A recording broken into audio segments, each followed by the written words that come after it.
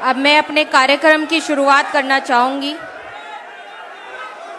मैं मंच पर आमंत्रित करना चाहूंगी डॉक्टर अनिल जय हिंद, जस्टिस वीरेंद्र सिंह, पूर्व न्यायाधीश justice Virendra Singh, Ashok Bharti ji, Ashok Bharti ji, Sushil Pasi ji,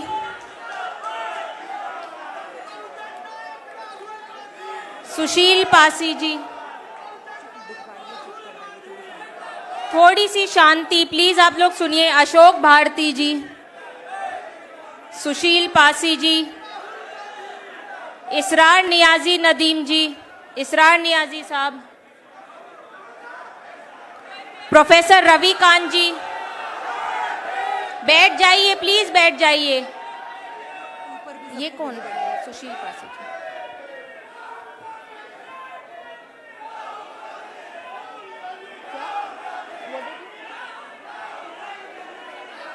please आप सब बैठ जाइए, आप सब बैठ जाइए। Sushil Pasi ji, professor Ravi Kant ji,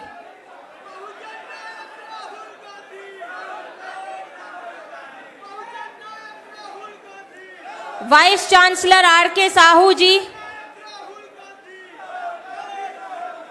vice chancellor R K Sahu जी,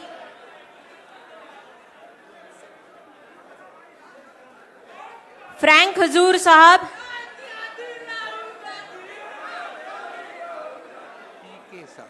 ओके सॉरी पी के साहू साहब, इसमें गलत लिखा हुआ था sir, sorry. Vice chancellor P के साहू सर,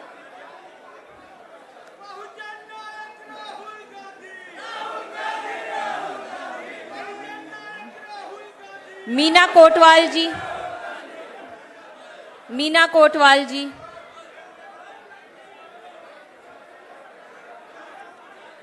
राजेश सचान जी, राजेश सचान जी,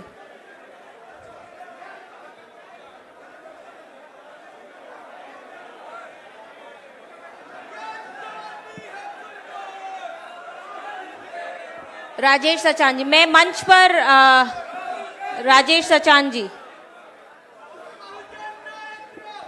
लाल रत्नाकर जी, लाल रत्नाकर जी, हाँ जी। मैं 1 मिनट,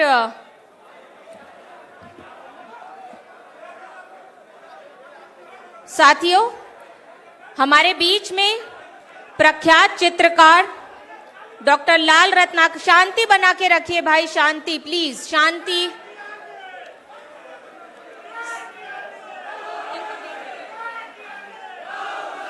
साथियों मेरी बात सुन लीजिए, बैठ जाइए। आदि आबादी का जो चित्र अभी हमारे बीच में जो प्रख्यात चित्रकार है डॉक्टर लाल रत्नाकर जी, उनके बारे में बताना चाहूंगी। दुनिया जैसी आबादी आदि आबादी कहती है, वही आदि आबादी उनके चित्रों में पूरी दुनिया बनती है। वो चित्र लाई जाए, प्रतिष्ठा जी, वो चित्र लाया जाए, अपने दर्द और अपने भीतर समेटे रखती है और कितनी सहजता से अपना दर्द छिपाए रखती है। कहने को वो आदि आबादी है, लेकिन शेष आदि आबादी यानी पुरुषों की दुनिया में उनकी जगह सिर्फ हाशिए पर दिखती है। जबकि हमारी दुनिया में दुख दर्द को लेकर उत्सव त्योहार तक हर अवसर पर उनकी उपस्थिति अनुप्रिय है। उनके चित्रों के परिवेश का सवाल है, उसमें गांव इसीलिए ज्यादा दिखाई देता है क्योंकि खुद अपने आप को गांव के नजदीक महसूस करते हैं। सच कहें तो वो परिवेश में उनके संजीव, सटीक और वास्तविकता लगता है। पेंटिंग में बेस्ट चाहिए। स्टेज पे कौन-कौन है भैया, नाम लेंगे, जल्दी लिस्ट दीजिए। स्टेज पे कौन-कौन है? ये सब है, ये सब है।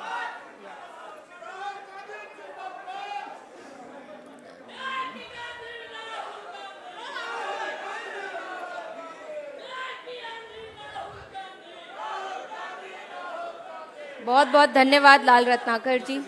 हाँ जी, बहुत पुराने सामाजिक योद्धा है ये। इनकी पेंटिंग्स जो हमारे समाज के बारे में बताती है वो बिल्कुल ही सही नजरिया है। मैं अब यहाँ पर बुलाना चाहूंगी अशोक भारती जी को, जो अभी तक हमारे पैनल डिस्कशन हुए उनको संक्षिप्त में 2 मिनट में रखने का काम करें। अशोक भारती जी।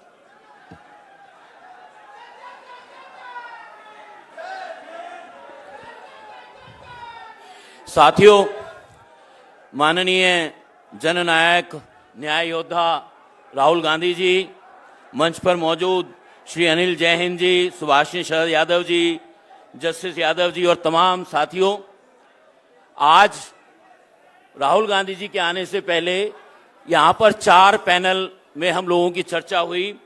पहला पैनल था कॉन्स्टिट्यूशन एंड कास्ट सेंसस। तो उसमें इंडियन सोसाइटी की जो रियलिटीज हैं उसके बारे में चर्चा की गई। उसमें बताया गया इलाहाबाद जो है 3 नदियों की संगम नगरी है और ये बात की गई कि जो पार्टिसिपेंट थे 6 वक्ताओं ने अपनी सर्वसम्मति से ये बात की कि अभी जातिगत जनगणना भारत में होनी चाहिए।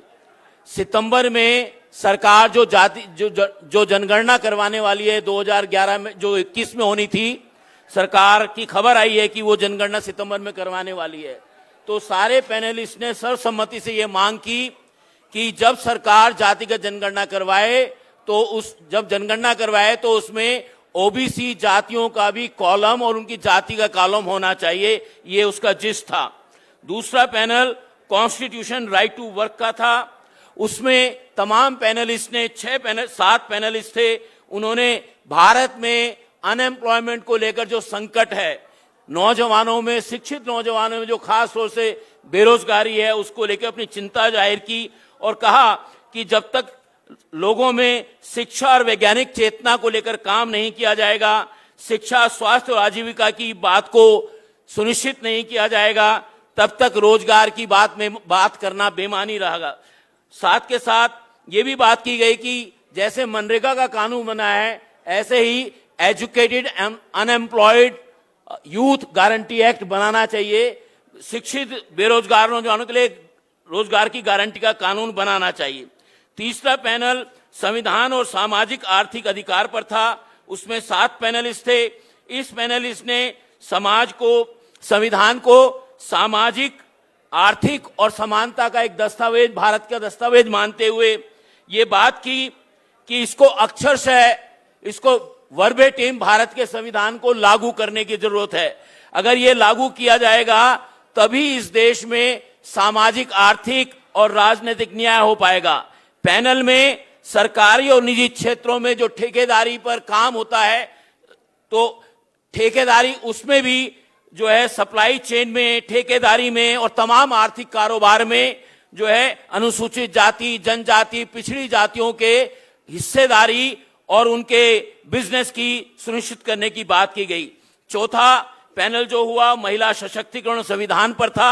इस पैनल में 6 पैनलिस्ट थे। इस पैनल में महिलाओं के सशक्तिकरण के लिए सुरक्षा, समानता और सम्मान और हिस्सेदारी की बात को जरूरी बताया गया। ये बताया गया कि पार्लियामेंट में केवल 12.6 वीमेन पार्लियामेंटेरियन हैं और सरकार ने जो महिलाओं की हिस्सेदारी के लिए कानून पारित किया है उसमें ओबीसी महिलाओं की हिस्सेदारी नहीं है, उसमें सुनिश्चित नहीं की गई है। और ये मांग की गई कि सरकार ने जो इसको 5 साल जब तक सेंसस नहीं होगा उसको भी मांग की गई कि उस कानून को बिना किसी विलंब के ओबीसी महिलाओं को हिस्सेदारी जाए, उसको लागू किया जाए।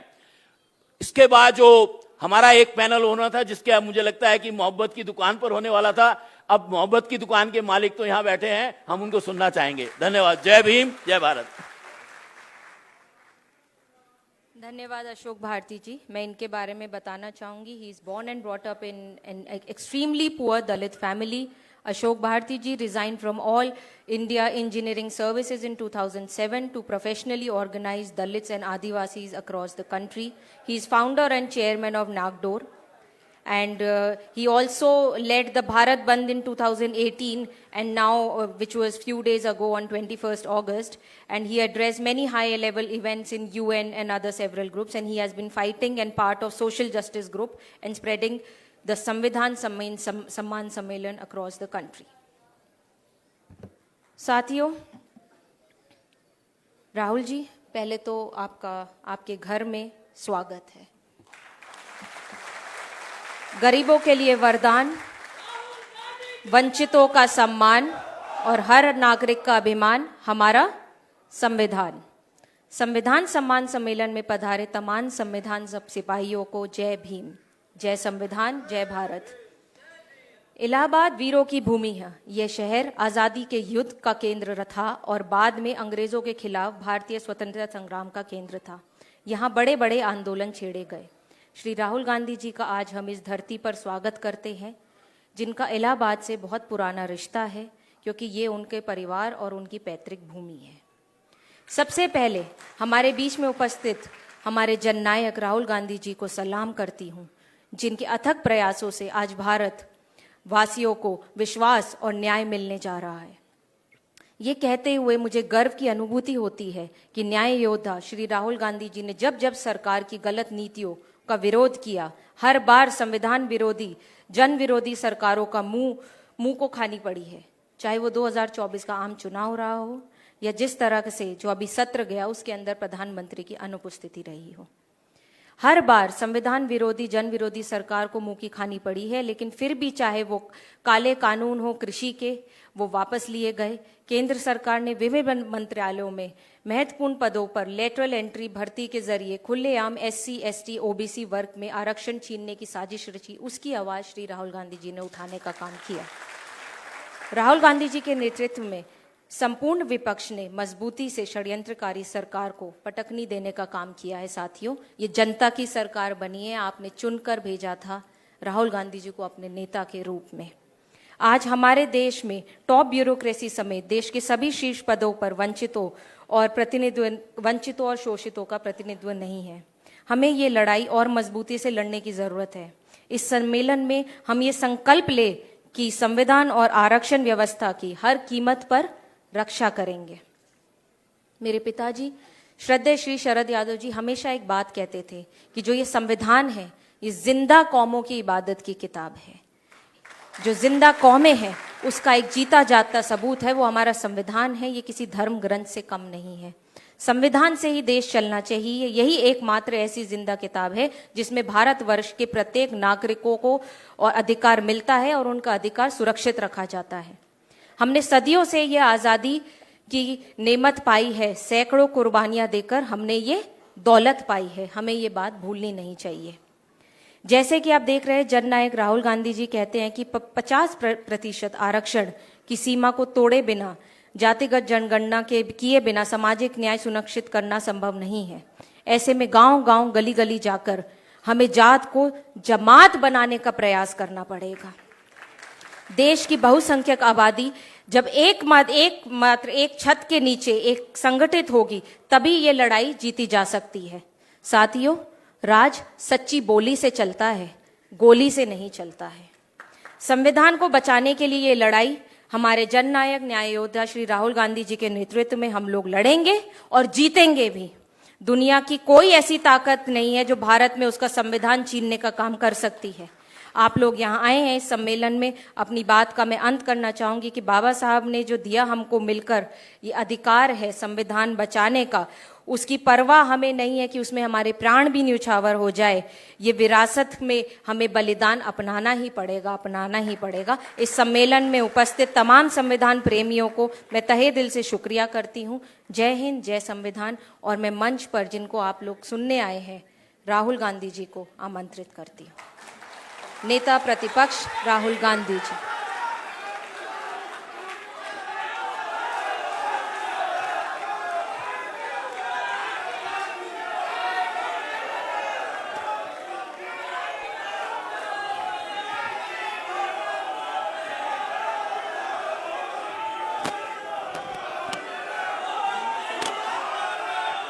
जस्टिस वीरेंद्र जी, अनिल जैहिंद जी, अशोक भाट जी, सुशील पासी जी, न्याजी नदीम जी, रविकांत जी, RK साहू जी, राजेश सचान जी, फ्रैंक हजूर जी, मीना कोटवाल जी, सुभाषिनी यादव जी, कांग्रेस पार्टी के सीनियर नेता, सिविल सोसाइटी के लीडर्स, मेंबर्स, मित्रों, आप सबका यहां बहुत बहुत स्वागत, नमस्कार।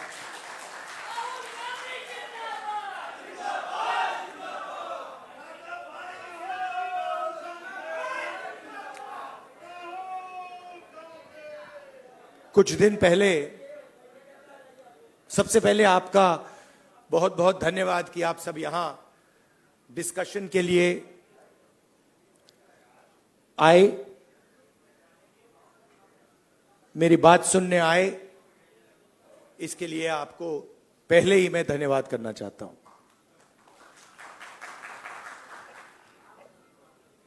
कुछ दिन पहले मैं रायबरेली गया था और वहां मुझे मोची की दुकान दिखी, तो मैं वहां रुक गया। मैं उनके पास जाके बैठ गया, समझना चाहता था ये कर क्या रहे हैं। बातचीत हुई और मैं उनको देख रहा था। मोची हैं, हाथ में अनलिमिटेड स्किल थी उनकी।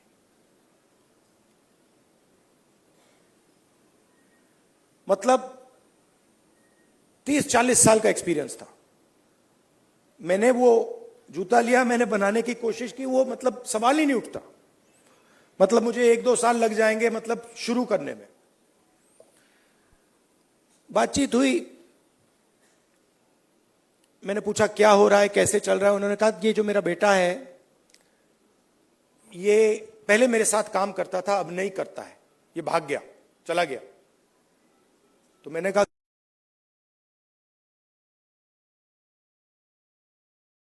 नहीं है। और फिर उन्होंने मुझे बोला कि राहुल जी, मेरी लाइफ में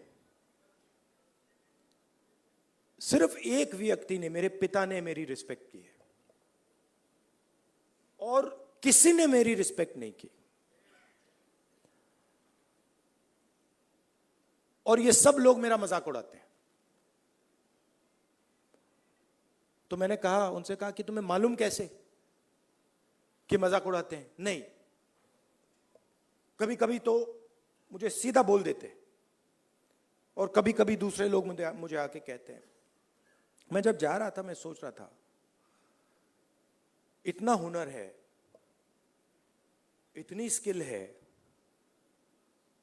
और किसी से इनको इज्जत नहीं मिल रही। और ऐसे हजारों लोग हैं। और ये हिंदुस्तान में हर रोज हो रहा है। इस देश में हुनर की इज्जत है ही नहीं। जिसके पास स्किल है, जिसके पास हुनर है, जो काम करना जानता है, उसकी इज्जत है ही नहीं। रियलिटी है ये देश की।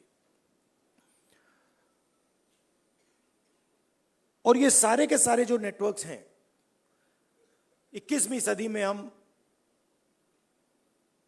इसको नेटवर्क कह सकते हैं। चाहे ये बढ़इयों का नेटवर्क हो, मोचियों का नेटवर्क हो, धोबियों का नेटवर्क हो, इन सब में बहुत गहरी स्किल छुपी हुई है। हाथ मिलाने से पता लग जाता है। आप धोबी से हाथ मिलाइए, वो ऐसा दबाता है, हवा निकल जाती है। मैंने किया है। वो जैसे पकड़ता है, ऐसे लगता है कि भैया 10-15 लोगों ने पकड़ लिया हाथ। आप बढ़ई का हाथ पकड़िए, उसमें दिख जाता है।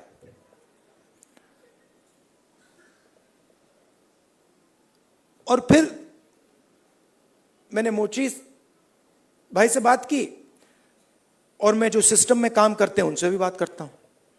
तो मुझे अंदर से दिखता है, बाहर से भी दिखता है। तो फिर जब मैं उनके साथ बैठा था, मुझे एक बात याद आई। यूपीए की सरकार थी और स्किल डेवलपमेंट मिशन यूपीए के सरकार ने शुरू किया। मतलब उसमें एक नए व्यक्ति को चीफ बनाया और उन्होंने मुझसे टाइम मांगा। तो मैंने कहा मिल लेता हूं। तो आए। टाटा कंपनी के लिए काम करते थे। आए, बैठे और उन्होंने मुझे, इंजीनियर थे शायद, उन्होंने मुझे हिंदुस्तान की जो स्किल डेवलपमेंट है उसके बारे में उन्होंने बोला। मैं सुना, आधा घंटा बोले कि हम आईटीआई बनाएंगे, आईटीआई में लोगों को ट्रेनर बनाएंगे, ये पूरा उन्होंने डिस्कशन किया। मैं सुन रहा था और फिर मैंने उनसे सवाल पूछा। मैंने कहा देखिए, आप आईटीआई में ट्रेनर लाते हो,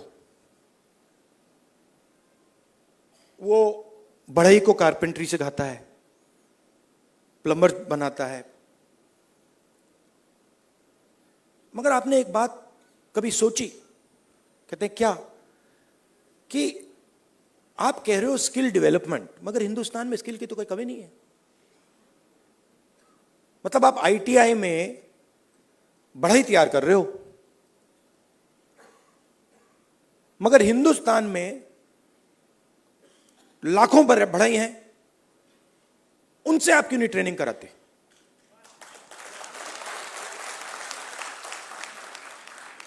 तो ये थोड़ा चौंक गए। मतलब मैंने कहा मतलब बता देता हूं। मान लीजिए आपको नाई ट्रेन करने हैं, आप सर्टिफिकेशन सेंटर खोल दीजिए। हर डिस्ट्रिक्ट में आप एक सर्टिफिकेशन सेंटर खोल दीजिए और उत्तर प्रदेश के हर नाई को कह दीजिए, देखिए भैया, आप गुरु हो, आप शिष्य लो, उनको तैयार करो, अपनी दुकान में तैयार करो और फिर उनको सर्टिफाई करो। अगर आपके जो शिष्य हैं सर्टिफाई हो जाएंगे, आपको हम 100, 200, 500, 1000 रुपए बैंक अकाउंट में डाल देंगे। मतलब जो स्किल का नेटवर्क है उसका प्रयोग क्यों नहीं करते आप? बिल्कुल चुप हो गए। मतलब मुझे देख रहे थे कि ये मतलब व्यक्ति पागल है, इसको क्या हो गया। मतलब आप आईटीआई में, अच्छा मजे की बात बताऊं, ये जो हमारे ये मोची भाई हैं, इन्होंने मुझे बोला कि राहुल जी, मोदी जी ने नया प्रोग्राम शुरू किया, मुझे वहां बुलाया, मैं गया और फिर मुझे कहते हैं कि आपकी ट्रेनिंग कराएंगे। राहुल जी, मैं तो 40 साल से मोची का काम कर रहा हूं। सुनो, मैं वहां गया, वो जो उनका ट्रेनर था उसको मैं सिखा के आ गया।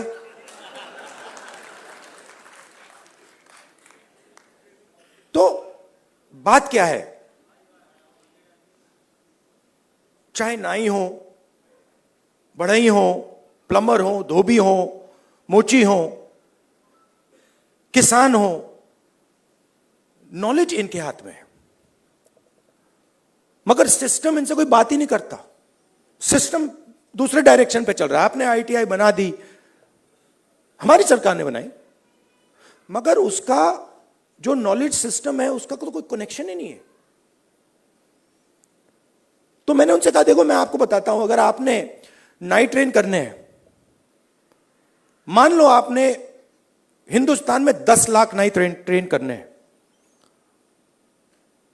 आप हिंदुस्तान के नाइयों को पकड़ो और कहो भैया आप ट्रेन करो। 6 महीने में 10 लाख नाई आपके सामने आ जाएंगे और कोई ज्यादा पैसा भी नहीं लगेगा, मगर ना। तो हो क्या रहा है,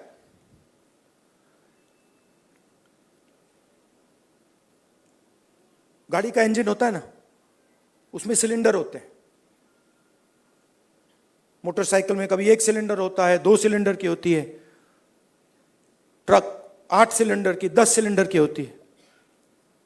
हिंदुस्तान में मान लो हिंदुस्तान के इंजन में 10 सिलेंडर है, काम सिर्फ 1 सिलेंडर कर रहा है। मतलब 90% लोग बाहर बैठे हुए हैं और देख रहे हैं, और उनके सिस्टम में कोई भागीदारी नहीं। उनके सिलेंडर में ना पेट्रोल मिलता है, ना मेंटेनेंस होती है, ना कोई चेकिंग होती है। एक सिलेंडर छोटा सा टक टक टक टक टक टक टक टक चल रहा है, कह रहे हैं भैया दुनिया में, और कहते हैं भैया सुपर पावर बन जाएगा। कैसे सुपर पावर बन जाएगा? 90% लोग सिस्टम के बाहर बैठे हुए हैं, हुनर उनके हाथ में है, स्किल उनके हाथ में है, ज्ञान उनके हाथ में है, उनका कोई कनेक्शन ही नहीं है।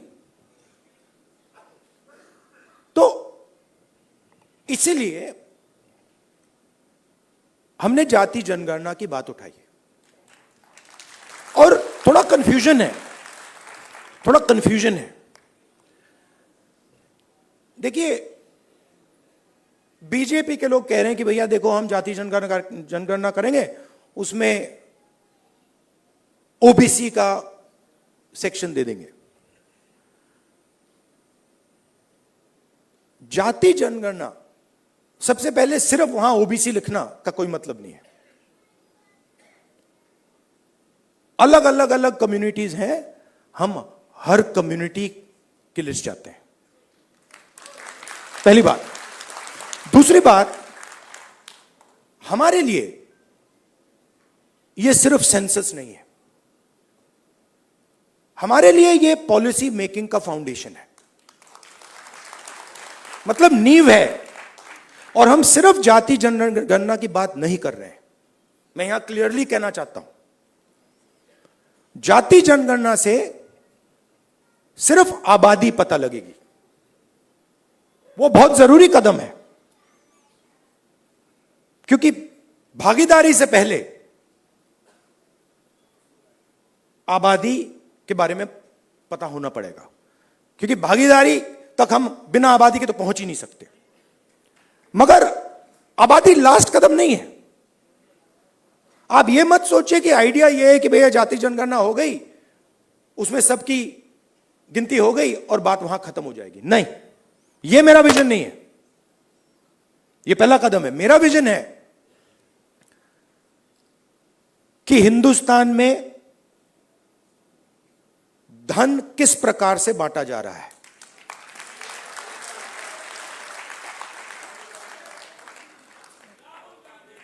ओबीसी के हाथ में कितना है, दलितों के हाथ में कितना है, मजदूरों के हाथ में कितना है, पहली बात। दूसरी बात, हिंदुस्तान के जो इंस्टीट्यूशंस हैं, ब्यूरोक्रेसी हो,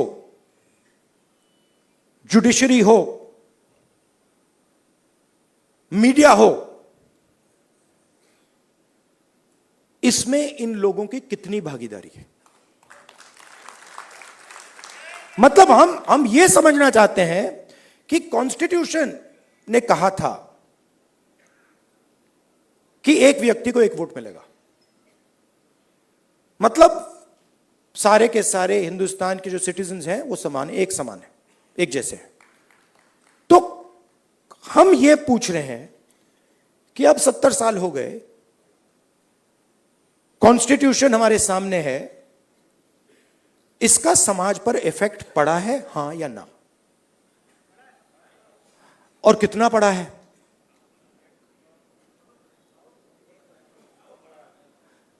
पड़ा है। मगर अगर मैं कॉर्पोरेट इंडिया को देखूं और लिस्ट निकालूं और हिंदुस्तान के 500 सबसे बड़े उद्योगपतियों की लिस्ट निकालूं, मैंने निकाला है, उसमें आपको एक भी दलित, एक भी आदिवासी, एक भी पिछड़े वर्ग का व्यक्ति नहीं मिलेगा। और सिर्फ कॉर्पोरेट इंडिया की बात नहीं कर रहा हूं, आप जुडिशरी देख लीजिए, कॉर्पोरेट इंडिया देख लीजिए, मीडिया देख लीजिए। आप मुझे बता दो, नेशनल मीडिया में दलित एंकर का नाम बता दो मुझे, आदिवासी एंकर का नाम बता दो, ओबीसी एंकर का नाम बता दो, कौन है बता दो। तो नैरेटिव बनाते ना। आप देखिए, हिंदुस्तान में 50% आपने कहा कि आधी आबादी ओबीसी है, उसमें आप 15% दलित जोड़ दीजिए, 8% आदिवासी जोड़ दीजिए। माइनॉरिटीज की बात मैंने अभी की भी नहीं। 73 आता है। 73% दलित, आदिवासी, ओबीसी। कॉर्पोरेट इंडिया में 0, मीडिया में 0। आप हो ही नहीं। तो अब हम अगर पॉलिसी बनाएंगे और हिंदुस्तान की जो सच्चाई, जो रियलिटी है, उसकी बेसिस पे हम पॉलिसी नहीं बनाएंगे तो उसका क्या मतलब है? तो मैं आपसे यह कहना चाहता था कि जाति जनगणना हमारे लिए सिर्फ गिनती नहीं है। जाति जनगणना हमारे लिए पॉलिसी फ्रेमवर्क है और एक प्रकार से हमारा गाइड। जैसे कॉन्स्टिट्यूशन हमारा एक गाइड है जिसपे ये लोग रोज आक्रमण कर रहे हैं, जाति जनगणना, सोशो इकोनॉमिक सर्वे, इंस्टीट्यूशनल सर्वे, ये हमारा दूसरा गाइड होगा। और हमारा लक्ष्य है कि जो मैंने आपसे कहा कि 10 सिलेंडर की गाड़ी है, 9 सिलेंडर बंद पड़े हुए हैं, तो हमारा लक्ष्य है कि 10 के 10 सिलेंडर काम करें। आप मुझे बताओ, पूरा का पूरा बैंकिंग सिस्टम, पूरा का पूरा बैंकिंग सिस्टम, नरेंद्र मोदी ने 16 लाख करोड़ रुपए 25 लोगों का कर्जा माफ किया है। शेम, 16 लाख करोड़ रुपया। अच्छा, उन 25 लोगों में एक दलित नहीं था, एक आदिवासी नहीं था, एक पिछड़ा नहीं था, एक माइनॉरिटी नहीं था। तो पूरा का पूरा बैंकिंग सिस्टम 15 लोगों के लिए बनाया गया है। ये जो हमारे भाई हैं जो मोची का काम कर रहे हैं, जिनको पूरी लाइफ में इज्जत नहीं मिली, इनके लिए एक बैंक क्यों नहीं है जो इनकी मदद करे? कहे कि हम स्पेशलाइज्ड बैंक बनाएंगे सिर्फ इनके लिए। तो पॉलिसी मेकिंग फ्रेमवर्क का यह मतलब है, हमारा काम हिंदुस्तान की 100% आबादी की मदद करने का है। हमारा काम 5%, 10% आबादी की मदद करने का नहीं है। वो सरकार का काम हो ही नहीं सकता। और उसके लिए हमें इंफॉर्मेशन चाहिए। 21वीं सदी है, हमें डेटा चाहिए। डेटा है ही नहीं। आप नोट कीजिए, मैंने 2 चीजें कही हैं। मैंने कहा है कि जाति जनगणना, social economic state census, institutional census हम कराएंगे। और 50% का जो बैरियर है, जिसको हम एक्सेप्ट नहीं करते हैं, फ्रैंकली बोलूं तो इसको हम उड़ा के फेंक देंगे। ये 2 चीजें मैंने कही हैं। और मगर उसके बाद मैंने आज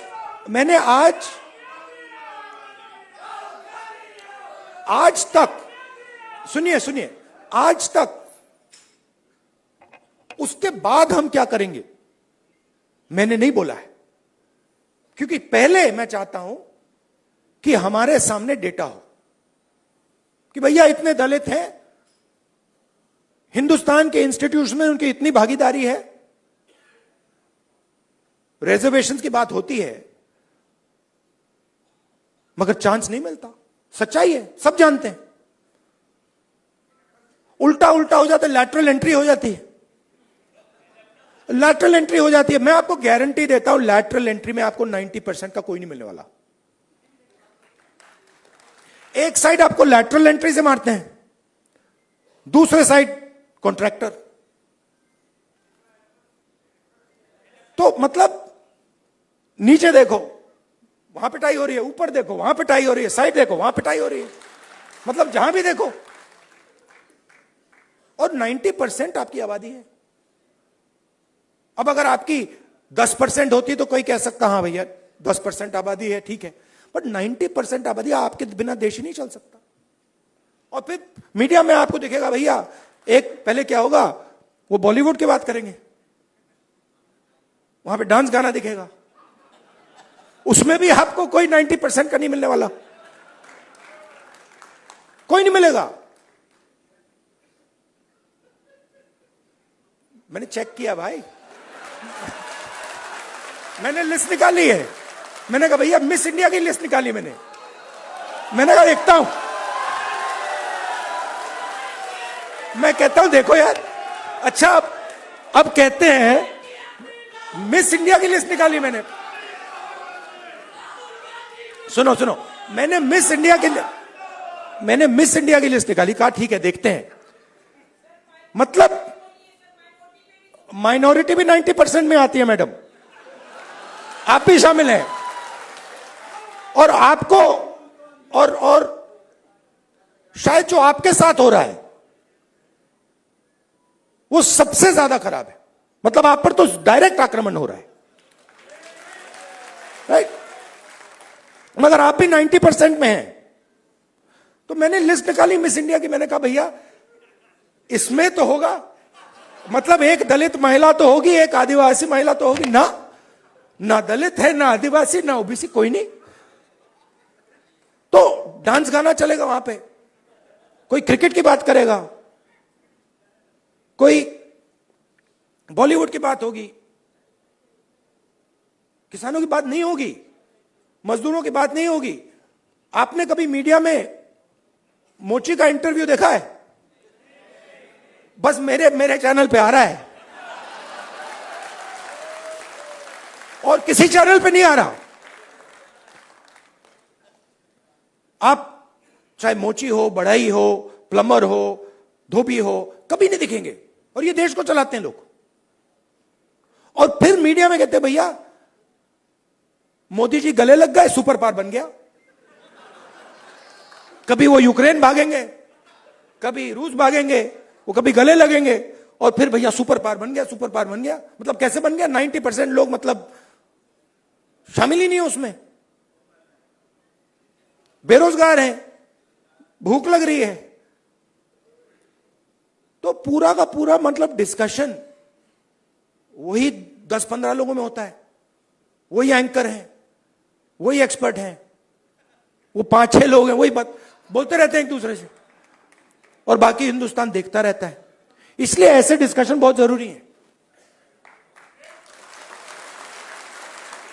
कि भाई 90% क्या सोच रहा है, क्या हो रहा है, क्या इश्यूज हैं, क्या मुद्दे हैं।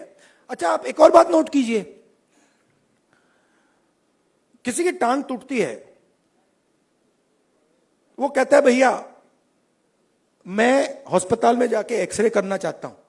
कभी कोई उससे कहता है नहीं करो एक्सरे?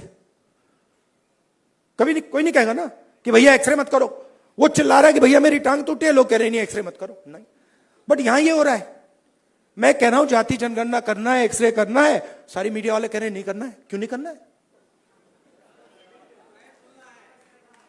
मतलब हमने उसके बाद एक शब्द नहीं बोला क्या करेंगे, हमने सिर्फ यह बोला कि भैया हमें डेटा चाहिए। दलित कितने हैं, आदिवासी कितने हैं, माइनॉरिटीज कितने हैं, जनरल कास्ट के लोग कितने हैं, गरीब जनरल कास्ट के लोग कितने हैं, और कौन सी संस्थाओं में बैठे हैं, बिजनेस में कितने हैं, बॉलीवुड में कितने हैं, मिस इंडिया में कितने हैं। बस हम पता लगाना चाह रहे हैं।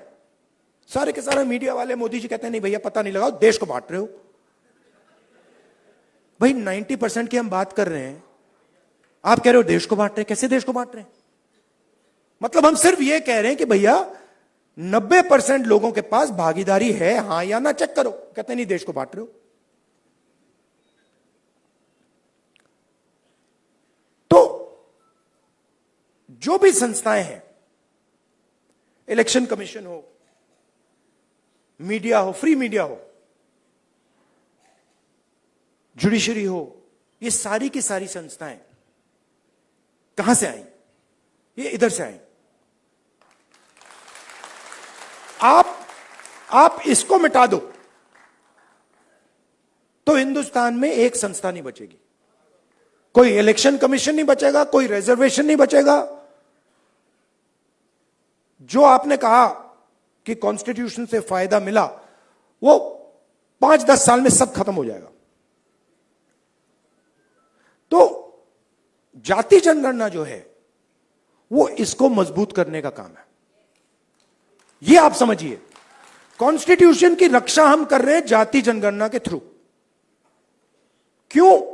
क्योंकि इसको 10% ने नहीं बनाया है, इसको 100% ने बनाया है। और मैं यह भी कहना चाहूंगा कि इसकी सबसे ज्यादा रक्षा आप लोग करते हो। इसकी रक्षा गरीब करते हैं, किसान करते हैं, मजदूर करते हैं, दलित, आदिवासी, पिछड़े लोग, गरीब, जनरल कास्ट के लोग इसकी रक्षा ये करते हैं। अदानी जी इसकी रक्षा नहीं करते।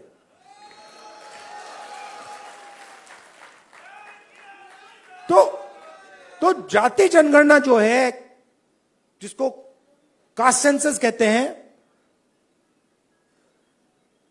इंस्टीट्यूशनल सर्वे जो हम करवाना चाह रहे हैं,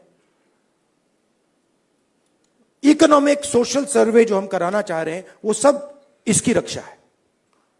क्योंकि मुझे लगता है कि अगर हमने 90% को भागीदारी नहीं दी और 90% को हमने हिंदुस्तान के स्ट्रक्चर में शामिल नहीं किया, तो यह नहीं बचेगा।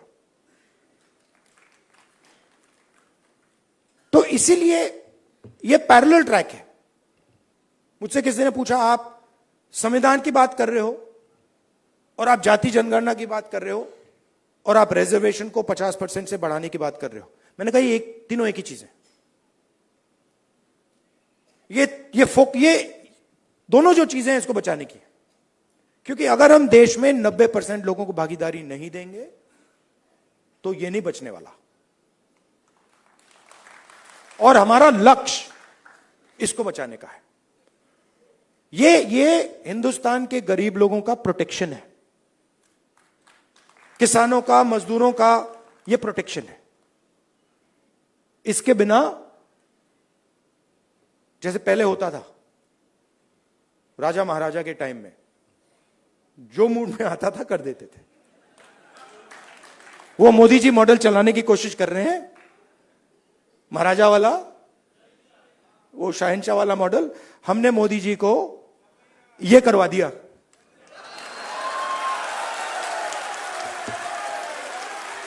आप अपने आप को नॉन बायोलॉजिकल समझते हो। आप अपने आप को नॉन बायोलॉजिकल समझते हो। आप अपने आप को डायरेक्ट भगवान के साथ कनेक्शन समझते हो। Wrong number. Wrong number. चुनाव के एकदम बाद ये मैंने कहा, देखो हिंदुस्तान के किसानों ने, मजदूरों ने सिर झुकवा के कॉन्स्टिट्यूशन से मत्था लगवा दिया। और ये काम हम नहीं कर रहे हैं। आप मत सोचिए कि राहुल गांधी और ये सब लोग ये काम कर रहे हैं। नहीं, ये हिंदुस्तान के अंदर से आवाज आ रही है। हम उस आवाज को सुन रहे हैं बस। और ये जो स्ट्रेंथ है, जो शक्ति है, ये हिंदुस्तान के अंदर से आ रही है, हिंदुस्तान के गरीब लोगों से आ रही है, और इसको कोई रोक नहीं सकता। अब अगर कोई सोचे, मैं आपको बता देता हूं, पॉलिटिकल बात बता देता हूं, आप लिख लो। अगर कोई सोचे कि जाति जनगणना को रोका जा सकता है या 50% बैरियर को रोका जा सकता है, मैं आपको बता रहा हूं वो सपने देख रहा है। ये होगा ही होगा। इसको रोका नहीं जा सकता है। ना जाति जनगणना रोकेगा, ना सोशो इकोनॉमिक सर्वे रोकेगा, ना इंस्टीट्यूशनल सर्वे रोकेगा, ना 50% का बैरियर रहेगा। ये तीन सारे के सारे उड़ेंगे। क्योंकि हिंदुस्तान की जनता ने ये मन बना लिया है। ऑर्डर आ गया है, जनता से ऑर्डर आ गया है। अब आपको प्रधानमंत्री जी को यह बात एक्सेप्ट कर देनी चाहिए और ऑर्डर लागू कर देना चाहिए। और अगर नहीं करेंगे तो फिर दूसरे प्रधानमंत्री करेंगे। आपके साथ देखिए, मैं आपको अंत में एक बात बताना चाहता हूं। देखिए, मैंने अब 2004 से मैं पॉलिटिक्स कर रहा हूं, ठीक है, और एक प्रकार से काफी सीखने को मिला मुझे। बीजेपी वालों ने मुझे तंग किया, डिस्टर्ब किया, उनको मैं गुरु मानता हूं कि इन्होंने ही मुझे सिखाया, इनके बिना मैं नहीं सीख सकता था। मैं बता रहा हूं, आप लोग नहीं सिखाते मुझे, आप लोग मुझसे प्यार करते हो, आप नहीं सिखा सकते। उन्होंने मुझे सिखाया, तो वो एक प्रकार से मुझे उन्होंने डायरेक्शन दी, भैया क्या नहीं करना है, उधर देखो, वो नहीं करना। तो एकदम मुझे पता लग जाता है, मैं सुबह उठता हूं, क्या नहीं करना, उधर देखता हूं, अच्छा वो नहीं करना, ऑटोमेटिक है। वो मेरी ओर देखते हैं, कहते हैं भाई क्या नहीं करना, वो राहुल गांधी कर रहा, मत करो। तो ये तो बिल्कुल मतलब पता नहीं आइडियोलॉजिकल है, खून की पता नहीं कौन सी लड़ाई है, बट ये मतलब शायद पता नहीं कब से चल रही है और ये खत्म नहीं होगी। मगर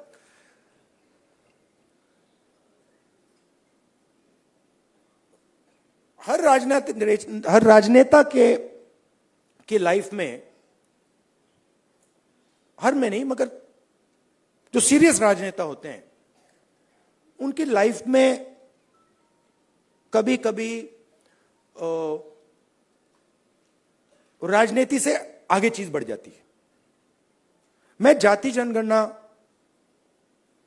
राजनीति के लिए नहीं कर रहा हूं,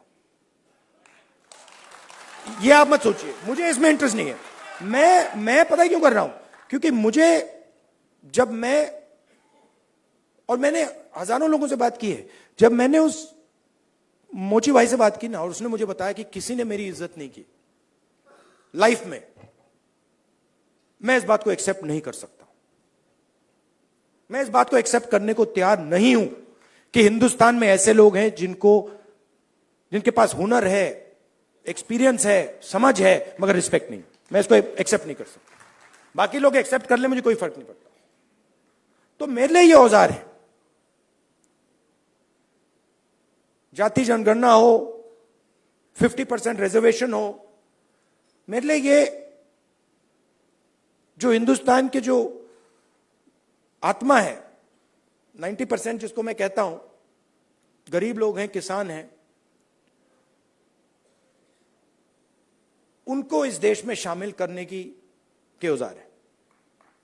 और मेरे लिए ये मिशन है, मेरे लिए ये, इसमें कोई मतलब, आप देखोगे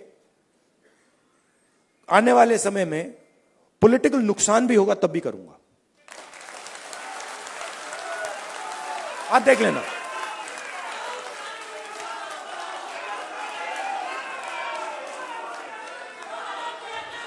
तो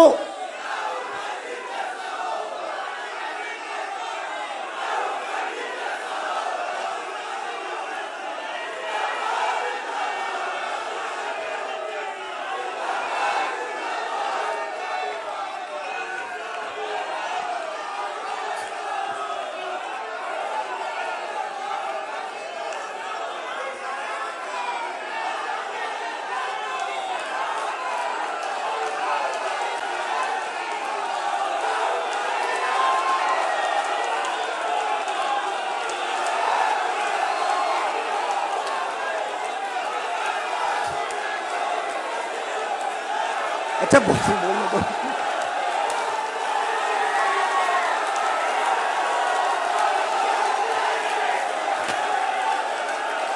क्या बोलने तो दीजिए।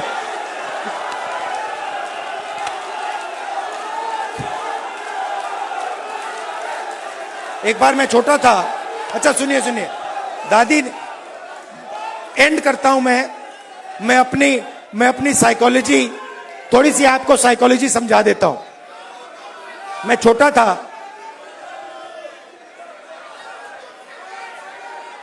सुनिए थोड़ी सी मैं आपको, तो हुआ क्या, एक दिन एक जर्नलिस्ट आए मेरे पास, लव यू ब्रदर,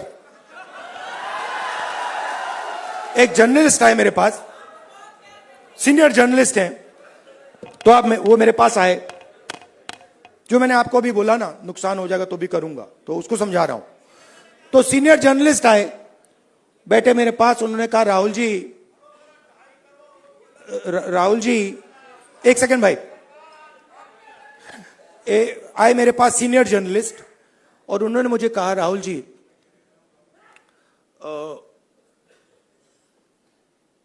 मैं पाकिस्तान के नेता थे, पता नहीं मुशर्रफ थे या नवाज शरीफ थे, मैं उनको बहुत अच्छी तरह जानता हूं। उन्होंने मुझे कहा, तो मैंने कहा, तो उन्होंने कहा कि मैं उनसे जाके मिला और मैंने उनसे कहा कि देखिए, अगर आपने हिंदुस्तान और पाकिस्तान के बीच में पीस करवा दी तो बहुत अच्छा होगा। तो फिर उस व्यक्ति ने, पता नहीं मुशर्रफ था या कौन था, मुशर्रफ ने कहा क्यों? और जर्नलिस्ट ने कहा कि क्योंकि अगर आप हिंदुस्तान और पाकिस्तान के बीच में पीस करा दोगे तो सदियों के लिए लोग आपका नाम याद रखेंगे। लॉजिक ये थी। मैं सुन रहा था, मुझे बता रहे थे, मतलब कि आपको नाम याद रखवाने के लिए काम करना चाहिए। मतलब मैं सोच रहा था,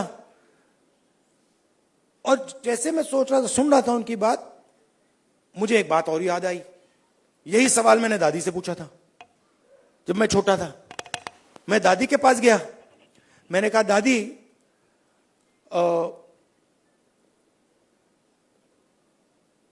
जब आप मरेंगी, मरने के बाद आपको कैसे याद, लोग कैसे याद करना चाहिए, लोगों को आप कैसे याद करना चाहिए?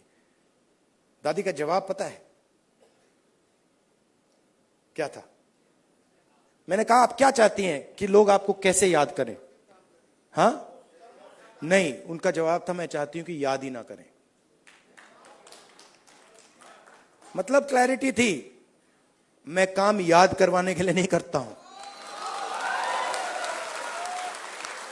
मैं काम करने के लिए करता हूं। मुझे याद शाद का कुछ नहीं लेना देना। वो ये जो याद वाला है वो नरेंद्र मोदी जी का काम है। तो मुझे, मेरी थिंकिंग है कि हिंदुस्तान के 90% की जो शक्ति है वो हिंदुस्तान को बनाने में लगे। इंजन, पूरा इंजन स्टार्ट हो, 10 के 10 सिलेंडर चलें और लोगों को मजा आए कि भैया हिंदुस्तान है, इसमें भागीदारी है, इसमें रिस्पेक्ट है, इसमें आदर है और हम सब मिलकर इस देश को आगे ले जा रहे हैं। धन्यवाद, नमस्कार। मैं आग्रह करूंगी जस्टिस वीरेंद्र सिंह जी से कि वो आए और वोट ऑफ थैंक्स दें। जस्टिस वीरेंद्र, इधर जस्टिस साहब, इधर।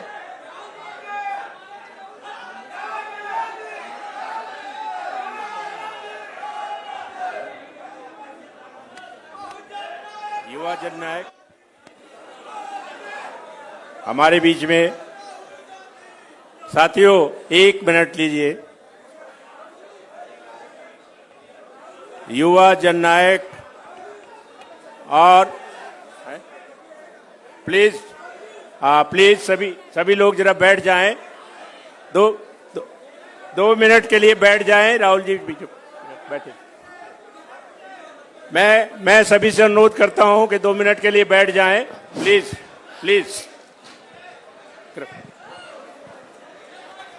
कृपया बैठ जाएं। साथियों, अभी थोड़ा बैठ जाएं, अभी सत्र चालू है, थोड़ा बैठ जाएं, उसके बाद मिलेंगे। थोड़ा बैठ जाइए, थोड़ा प्लीज थोड़ा बैठ जाइए, प्लीज थोड़ा सा बैठ जाइए। जज साहब को अपनी बात पूरी कर लेने दीजिए। 1 मिनट बैठ जाइए प्लीज। 1 मिनट का समय दीजिए, प्लीज बैठ जाएं, शांति रखिए। साथियों, आज इस सामाजिक न्याय के संविधान सम्मान सम्मेलन में जननायक युवा न्याय के पुरोधा राहुल जी ने जो आपके सामने वक्तव्य रखा और उन्होंने जिस प्रकार से संविधान को समझा है, जिस प्रकार से भारत जोड़ो यात्रा करके और सामाजिक न्याय के मिशन को अपना लाइफ का मिशन बनाकर और यहां तक कि राजनीतिक हानि के बावजूद भी इस सामाजिक न्याय के मिशन को नहीं छोड़ेंगे। ये सामाजिक न्याय के लिए सबसे बड़ी बात है और पूरे भारतवर्ष के प्रत्येक नागरिक के लिए संविधान सम्मत अधिकारों को प्रदत्त कराने की उनकी मुहिम लाजवाब है। हम उनका आभार प्रकट करते हैं, उनको धन्यवाद देते हैं और उनके मिशन में हम लोग जी जान से लगकर कार्य करेंगे। बस यही हमारे लिए सबसे बड़ी बात है। मैं आप सभी का आभार प्रकट करता हूं, जो लोग यहां उपस्थित हुए, मंचासीन और इस सदन में उपस्थित सभी लोग, इस सबका आभार प्रकट करता हूं। धन्यवाद।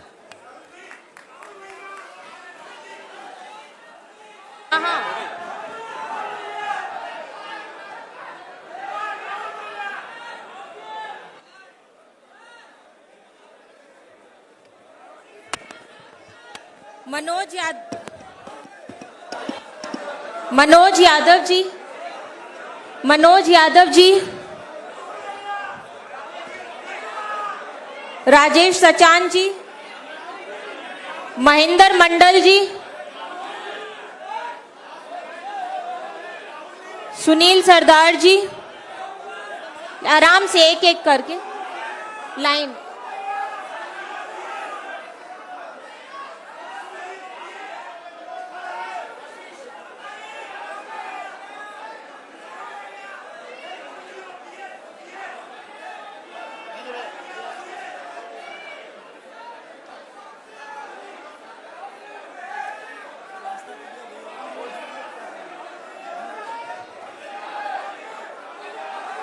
प्रोफेसर अवधेश शाह जी,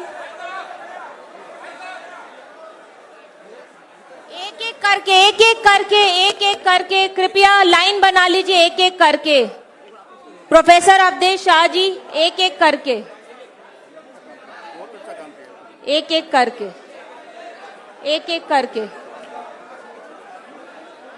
सुनील सरदार जी जाइए, अजय सरोज जी जाइए, डॉक्टर लाल रत्नाकर जी, अनिल सिंह जी, प्रोफेसर अवधेश शाह,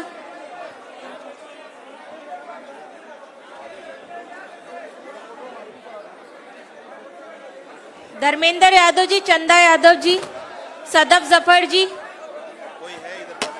हाँ सदफ जफर जी, आइए अजरा मोबिन जी, एक मिनट इनको।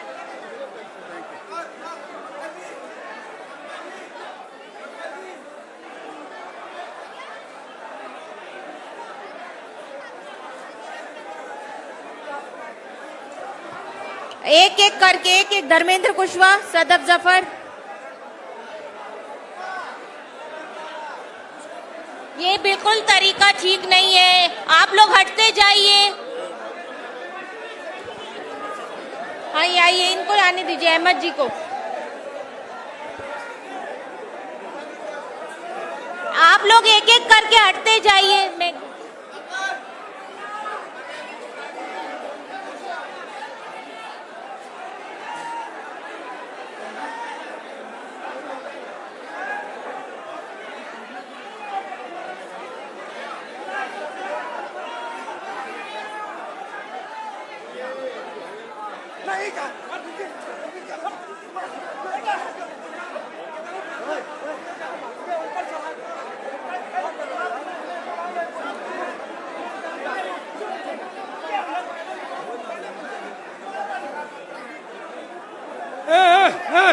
भाइयों